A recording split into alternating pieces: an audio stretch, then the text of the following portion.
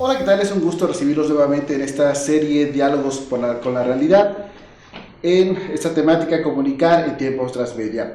El día de hoy abordaremos el tema de periodismo de investigación, justo en estos momentos donde las redes sociales y las nuevas plataformas llegan a innovar y a mover en los modelos de cómo hacer periodismo. Para eso nos acompaña el día de hoy Antonio Rubio, quien es periodista, escritor, editor y profesor universitario, director del máster de periodismo del diario El Mundo y la Universidad CEU San Pablo y fundador y director del máster en periodismo de investigación, datos y visualización de la Universidad Rey Juan Carlos. También nos acompaña Genaro Villamil, reportero especializado en medios de comunicación, quien actualmente es reportero de la revista Proceso y director del blog Homo Sapiens, así como profesor de la maestría de la Escuela de Periodismo Carlos Septién García. Bienvenidos, Antonio, Genaro, muchísimas gracias por estar aquí. Y bueno, aprovechando el nombre de la serie, Comunicar en tiempos transmedia, desde su punto de vista, ¿cómo ha influido estas nuevas plataformas, las redes sociales, en la labor periodística actualmente? Yo creo que hay una cosa que no debemos obviar nunca. Las plataformas son soportes, el periodismo es periodismo. Cuando hablamos de periodismo de investigación, hay tres elementos fundamentales: documentar, acreditar y verificar. Lo puedes hacer por una vía, lo puedes hacer por la que quieras, pero lógicamente lo más importante es que tus fuentes sean creíbles, fiables y que las puedas verificar.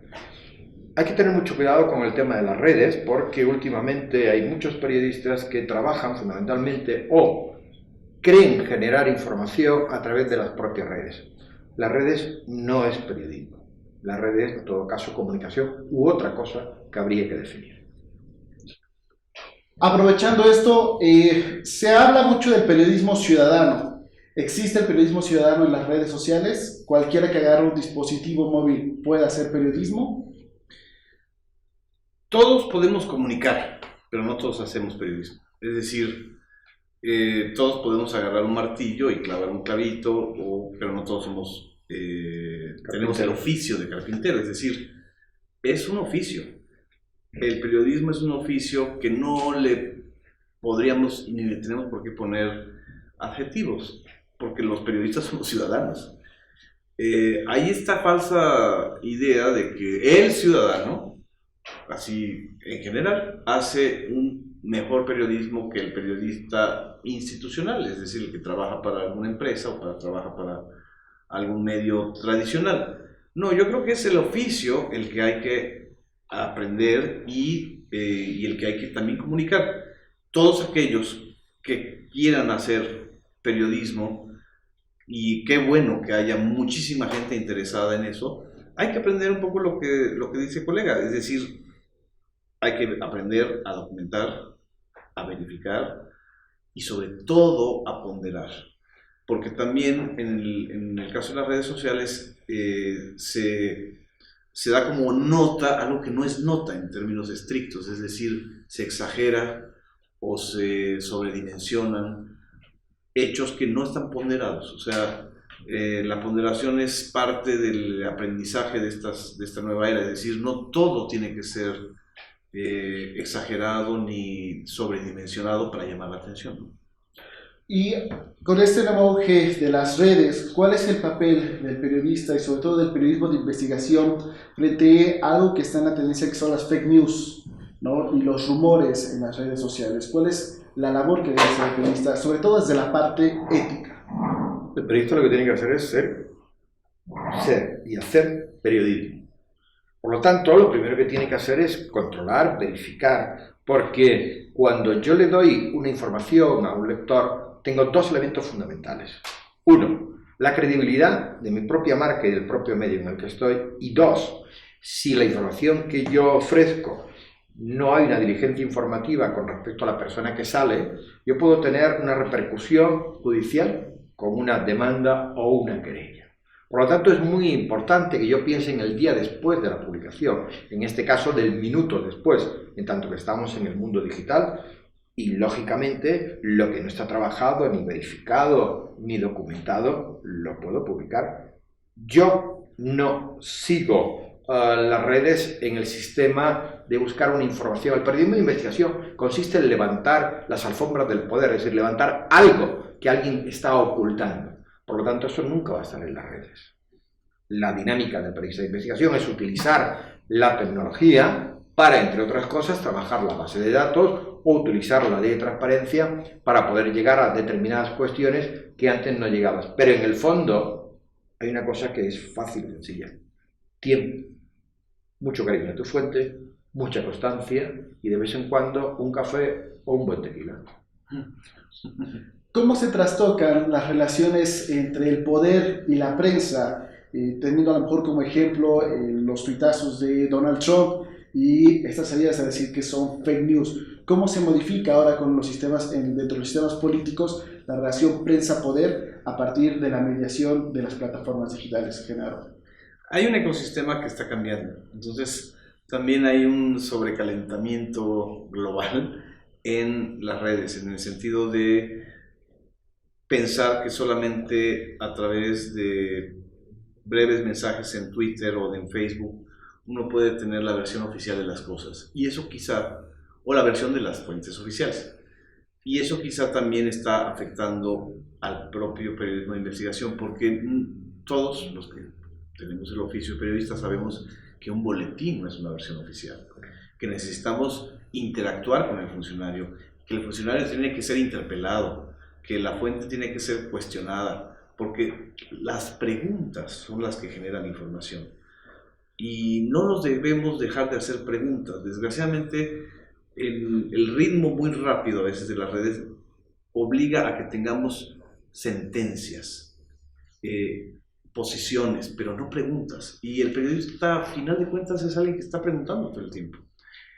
Decía Robert Galán Caro que el tiempo es la verdad, y para llegar a una verdad necesitas tiempo. Sí. Decía Albert Camus y el maestro García Márquez que lo importante no es ser el primero, sino el mejor. Y para ser el mejor necesitas tiempo. Sí. Si entras en la dinámica de la velocidad, lógicamente no vas a dar la mejor información. Esa es una máxima muy bonita de García Márquez. No es quien da primero la información, sino quien la cuenta mejor. A final de cuentas, esa es la historia que queda. Con las redes ahora y sin redes antes. Es decir, siempre estamos trabajando como a 3 ritmos. Y más ahora, cuando en mi caso estoy muy metido en las redes, pero yo entiendo que ese ritmo de las redes es un ritmo, no es el ritmo. Es decir, no puedo yo estar trabajando un reportaje como si estuviera haciendo un tweet. Y tampoco puedo pensar en hacer un libro como si estuviera haciendo un reportaje. Son tiempos en los que uno tiene que estar, acostumbrarse a eso, ¿no? Y que tiene una estructura narrativa totalmente diferente, sí. Que es muy importante. Es decir, cómo y de qué forma narro en un reportaje de largo recorrido, o cómo y de qué forma narro para un soporte de televisión o radio, llamémoslo un podcast, que últimamente se están haciendo bastante investigación, o lo ideal, tener el tiempo suficiente para hacer un buen libro de investigación. Sí. Tocan un punto fundamental, el tiempo, la inmediatez de la información, sobre todo en esta era digital. ¿Cómo puede aprovechar el periodista o el comunicólogo estas nuevas plataformas para combatir el tiempo en contraste con la inmediatez que exigen los medios de comunicación de sacar la información? Hacer periodismo de investigación, como bien lo señala, lleva su tiempo y no todos los medios están quizá dispuestos a tener una unidad de investigación que les dé trabajos de largo aliento. ¿Cómo pueden aprovechar estas nuevas plataformas? ¿Tienen el mismo impacto? ¿Se puede utilizar mucho mejor para el periodista, sobre todo el periodista de investigación? Yo creo que hay una cosa que es elemental, y es, a la buena información le estás dando un valor añadido. Y me refiero, cuando hablo de periodismo, me refiero a todos los soportes de alguna manera, ¿no? Es decir, cuando tú le das un valor añadido, el lector, el radioyente, el televidente, no es tonto, sabe que tiene un elemento y una calidad. Cuando uno va a un restaurante, sabe, si te ponen un vino, te ponen otro. Yo prefiero un buen Rioja o un buen jamón de jabugo que no cualquier cosa. Eso hay que pagarlo. Y eso es un elemento que es fundamental y que a la larga tiene una marca. Por ejemplo, tenemos un tema con el cual yo me relaciono bastante y cercano, como es el tema de Univisión Investigación con Gerardo Reyes. Le ha dado un nivel a un canal que no lo tenía. Han sabido apostar y en estos momentos es un referente del periodismo de investigación. El periodismo de investigación y su relación con la sociedad democrática. ¿Cuál es el papel que juega? Sobre todo en el combate a la corrupción, como bien decían, la utilización de leyes de transparencia. ¿Qué papel tiene que asumirse desde las unidades de investigación para aportar a una sociedad democrática, Genaro? Yo te haría una acotación, porque también, así como hay, yo creo que una falsa dicotomía entre periodismo ciudadano y periodismo profesional, hay una falsa dicotomía entre periodismo de investigación. Todo periodismo es investigación. Hay reportajes que necesitan más tiempo y mayor maduración.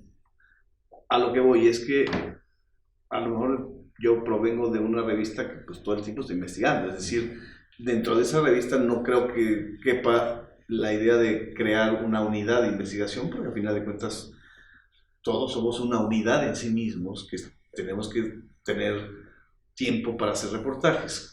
¿Cómo ayuda en la sociedad democrática o cómo ayuda en la democratización? Justamente haciendo las preguntas que el poder no quiere, investigando lo que los poderes oscuros, obtusos o opacos no quieren que se sepa. No solamente casos de corrupción, sino historias de toma de decisiones, sino pactos no revelados. Es decir, no todas las investigaciones tienen que ser expedientes de corrupción. A veces las investigaciones pueden ser de otro tipo, pero tienen que ser el contrapeso de lo que los poderes no quieren que se sepa, ¿no? Si me permites, apoyando lo que establece Genaro, indudablemente todo el periodismo debería ser periodismo de investigación, ¿sí? Porque el simple hecho de ser periodismo ya es buscar algo que está oculto. Yo creo que el planteamiento que tú decías respecto al elemento democrático, el Kapuscinski hablaba de que el periodismo tiene que ser intencional, es decir, que sirva para cambiar algo. Y yo te diría, mira, el periodismo ideal es aquel que convierte su información en una noticia in crimen, es decir, que a partir de lo que tú has levantado, Sí. el elemento judicial o el elemento político inicia una investigación como tal. Y eso es muy importante. Yo en su día demostré, documenté y acredité que lo que estáis sufriendo aquí ahora con el tema de las escuchas, nosotros ya lo hicimos, bueno, nosotros me refiero a los servicios secretos españoles, entre el 84 y el 94. La revelación del hecho motivó la apertura de una investigación judicial y que el director de los servicios secretos españoles tuviera que dimitir.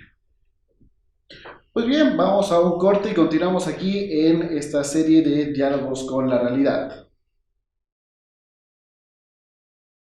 Estamos de regreso en Diálogos con la Realidad, el periodismo de investigación hoy. Y bueno, el papel de las audiencias. ¿Cuál es el papel de las audiencias ahora con las nuevas tecnologías en el periodismo o cómo contribuye al periodismo de investigación en general? Todas las audiencias se han ido especializando, todos los que somos lectores, somos radioescuchas, televidentes, usuarios de redes, vamos especializándonos cada vez más, es decir, le damos mayor credibilidad y veracidad a aquellos espacios informativos, en el caso de la información, en donde esté lo que nosotros buscamos. Y a mí me interesa mucho telecomunicaciones y me interesa mucho saber qué avances hay en materia de telecomunicaciones, o si me gusta incluso la moda, o el cine, o me gustan estas tres cosas, yo interactúo como audiencia y presiono para que el medio al que yo acudo, ya sea vía digital o vía analógica o medio impreso, me esté dando la información que yo requiero. Es decir, hay que apostarle a la especialización y a la inteligencia de las audiencias y del lector. Es decir, si pensamos que vamos a producir información o a publicar información en general para todo tipo de personas, yo creo que eso es lo que ya se modificó. Cada vez estamos ante públicos y ante audiencias mucho más especializadas y que te exigen más, ¿no? Apoyando lo que dice Genaro, hay una cuestión que es básica. Si estamos hablando de ese valor añadido, Sí. de esa especialización y de los nichos. Sí, Los nichos informativos como tal. Y lógicamente para eso hay que prepararse. Y necesitas de un entrenamiento, de una formación, de una preparación. Y aprovechando que estamos en televisión, vamos a hacer un poquito de publicidad. Nosotros en el Máster de Periodismo de Investigación y Datos, lo que hacemos es eso, especializar a los periodistas que ya han tenido un recorrido en los medios para darles unas herramientas y una formación narrativa diferente para que, como tú bien has dicho, cuando yo busque algo, sepa dónde y cómo elegirlo de alguna manera. Los nichos y la especialización creo que es el futuro de los medios de comunicación en términos generales. Tocas el perfil del comunicólogo, del periodista. ¿Qué perfil debe tener un periodista hoy para responder a las necesidades o a los retos de este nuevo mundo digital o de esta era digital? Yo creo que lo primero que tiene que ser es un periodista. Vamos a ver. Por la edad que yo tengo, ya he cumplido los 60 años, yo vengo del mundo del plomo, es decir, cuando existían las rotativas y se colocaban las piezas, las letras, para hacer un periódico. Pasé por el evento... Por el linotipo. Sí, correcto. Es decir, yo empecé en el año 70, estamos en el 2017. Yo tengo mis redes, yo tengo mi interactuación. Lo que no he dejado nunca de hacer es ser periodista. Pasé de una máquina Wonderworld a un portátil hoy día. Lo primero es el oficio. Después, todo lo demás. ¿Qué necesita un cocinero? Saber cocinar. ¿Qué necesita un periodista? Saber el oficio. Sí. Y luego ponle todo lo que tú quieras. En este contexto mexicano, las escuelas de periodismo están respondiendo a esto. ¿Qué les falta? No. ¿Qué les falta? Un poco para hablar en lo que comenta Antonio. Es decir, lo que necesitamos es ser convergentes. Es decir, ya no podemos ser solamente gutenberianos y decir la verdadera información está en los medios impresos solamente, aunque provengamos de los medios impresos, sino que también al mismo tiempo tenemos que leer redes, tenemos que monitorear streamings, y ver televisión, escuchar estaciones de radio. Es decir, se incrementó el ecosistema. Es decir, tenemos que estar buscando en cada vez más espacios. Y obviamente eso nos obliga a especializarnos, es decir, a no dispersarnos en el océano, porque si no te vuelves loco o te vuelves tarado, es decir, no sabes de qué vas a hablar. El problema con las escuelas de periodismo es que esos instrumentos no se los están enseñando a las nuevas generaciones y les crean una falsa idea. Y porque yo lo he estado sintiendo cada vez más, de que el periodista es una persona que debe ser famosa y célebre y protagonista de la noticia. Error. No. Nosotros, en la medida en que menos seamos los protagonistas de las historias, la autorreferencialidad de las redes no tiene que pasar al periodismo. Es decir, nosotros podemos tener una página de Facebook donde pongamos nuestra comida y eso es otra cosa. Exacto, pero eso no es periodismo. Desgraciadamente muchos jóvenes, colegas confunden eso con hacer periodismo. No, el periodismo es un trabajo incluso muy anónimo, muy silencioso y muy callado. Hay una cuestión, subrayando lo que dice Genaro, es decir, el periodista de investigación sobre todo lo que tiene que es no ser conocido en lo que es la masa. Porque si yo mañana quedo con una fuente en un restaurante, si yo llego y todo el mundo me conoce, el problema no es que me conozca, el problema es que yo estoy señalando a mi fuente y la estoy marcando. Sí. Por lo tanto, el periodista, como bien dice Genaro, tiene que pasar de una forma anónima y el de investigación mucho más. Yo no entré en las redes hasta que dejé la subdirección del diario El Mundo en junio del 2012 y monté el máster de investigación y datos. Con anterioridad yo no estaba en las redes porque mi anonimato es uno de los elementos fundamentales y el capital principal. Ahora, con la disposición de grandes cantidades de datos, conocidos como los Big Data, ¿qué exige que los periodistas desarrollen otras habilidades más allá del mero oficio? Habilidades tecnológicas en algún sentido, Y hay algo que creo que también no hay que olvidar. Un periodista siempre es un autodidacta para toda la vida. Es decir, esa es la gran, desde mi punto de vista, no sé si a Antonio le pasa lo mismo, es a mí el gran atractivo que me da el periodismo, vital, o sea, atractivo vital, es que siempre me tengo que enterar de cosas, me obliga a enterarme de cosas, aunque no me convierta en especialista, de asuntos de todo tipo. Entonces, los instrumentos digitales también te facilitan llegar a veces a documentos o a explicaciones que no te van a volver un científico social o un científico, un físico o un químico, pero eso te lo permite, ¿no? La Big Data es un universo en donde estamos todos, ¿no? A final de cuentas, la Big Data es un tema incluso para reportear, pero creo que lo principal es que no pierdas ese impulso autodidacta, curioso, chismoso, insatisfecho siempre con una versión, siempre estás buscando más y más cosas, ¿no? Esa parte, el mundo digital también te facilita en algunos sentidos, siempre y cuando tengas muy direccionado hacia dónde quieres ir, ¿no? Contestando un poco lo que planteabas y apoyando lo que decía Genaro, hay una cuestión de que el mundo digital quizás ha sido muy positivo. Ha traído el concepto de trabajar en equipo. También. Antes los periodistas éramos muy lobos solitarios. Hoy día, cuando tú hablabas de datos, y lo sé porque lo hemos vivido en el tema del máster, necesitamos programadores, analistas, necesitamos formar un equipo que entre todos podamos profundizar mucho más. El ejemplo más patente es el tema de los papeles de Panamá, Sí. en el que se ha trabajado en conjunto. 11 de las personas que intervinieron en el trabajo y en el estudio de los papeles de Panamá pertenecen al máster de investigación.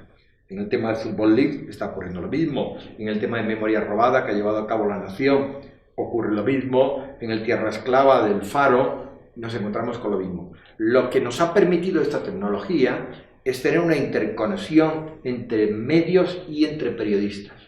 Y el elemento de la cercanía nos ha permitido ver que los corruptos, los malos, la perversión o el intentar cambiar algo no es solamente en España o en México, sino que es a nivel de sistema global, porque la economía ya está globalizada. Y eso, y el elemento de equipo, yo creo que ha sido fundamental. Qué bueno que mencionas el caso de... Voy a subrayar esto.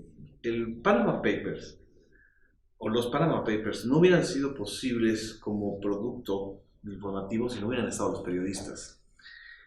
Es decir, aún en grandes casos, por ejemplo Wikileaks, cuando Wikileaks suelta los 500,000 de documentos y Big Data del Pentágono, del Departamento de Estado, lo que está soltando es una cantidad de información que necesita ser digerida, procesada, contrastada, confirmada. Lo cual significa que no es periodismo. Exacto.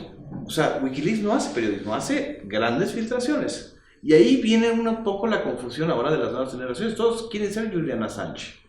Está bien. Si quieres ser Julian Assange, pues te metes al ciberactivismo. Pero eso no es periodismo. Eso es. Es decir, el periodismo es que dentro de esa gran cauda de información en bruto, tú tengas que hacer las conexiones. Y hay una falsa sensación de que el exceso de datos te hace mejor informado. No, simple y sencillamente te puede llevar a una confusión mayor, ¿no? Apoyando y volviendo al tema de los papeles de Panamá, hay un hecho muy importante y son dos periodistas alemanes los que consiguen la información. Ante la gran cantidad de datos y de información, se encuentran incapaces tecnológicamente de llevarlo a cabo y se ponen en contacto con el consorcio. Pero no olvidemos una cuestión. Nace de un elemento básico del periodismo de investigación o del periodismo, es dos personas con contactos, con relaciones y con fuentes. Pero los datos no caen del cielo. Lo consiguen dos periodistas. Y luego, lo que hablamos, hay un equipo de programadores y analistas y unidos los dos sale un maravilloso trabajo. Así es, así es. ¿Cuáles son los retos del periodismo dejemos de quitarnos el apellido de investigación. ¿Cuáles son los retos del periodismo hoy ante este contexto mundial, digital, político, social, incluso económico? No perder su esencia. No debemos perder la esencia del oficio. Hacer trabajo en equipo es el otro gran reto y además trabajo global. Es decir, cada vez la tendencia va a ser más hacia allá. Yo creo que también se va a ir, o sea, va a irse transformando esta idea de las exclusivas o de que un medio va a tener la exclusiva de algo, que es parte de la cultura de los periodistas, la verdad, porque la gente, la audiencia, son muy poquitos, la verdad, los que están distinguiendo, yo sigo a este medio porque siempre trae las exclusivas. Es como lenguaje entre periodistas. Y creo que lo que hay que escuchar es más a las audiencias, o sea, contar mejor las historias, más claras, incorporando elementos de la tecnología que ahora nos permiten hacer hipervínculos. Estos hipervínculos también son muy útiles cuando tú quieres que los demás tengan o sepan la misma ruta por la que tú seguiste, ¿no? Apoyando lo que estábamos planteando, hay una cosa que es fundamental: no podemos olvidarnos del oficio y de lo que es realmente un periodista. Y en ocasiones el problema del periodista es contextualizar. Se escribe del presente, pero para escribir del presente tenemos que conocer el pasado. Sí. Y eso nos está ocurriendo cada día más. Es decir, saber qué pasó ayer para poder contar lo de hoy y la interrelación que hay es fundamental. Contextualización es lo que le falta hoy día al periodismo. Y bueno, para cerrar, en una palabra, ¿qué es para ustedes, para cada uno, el periodismo? Adrenalina pura y dura.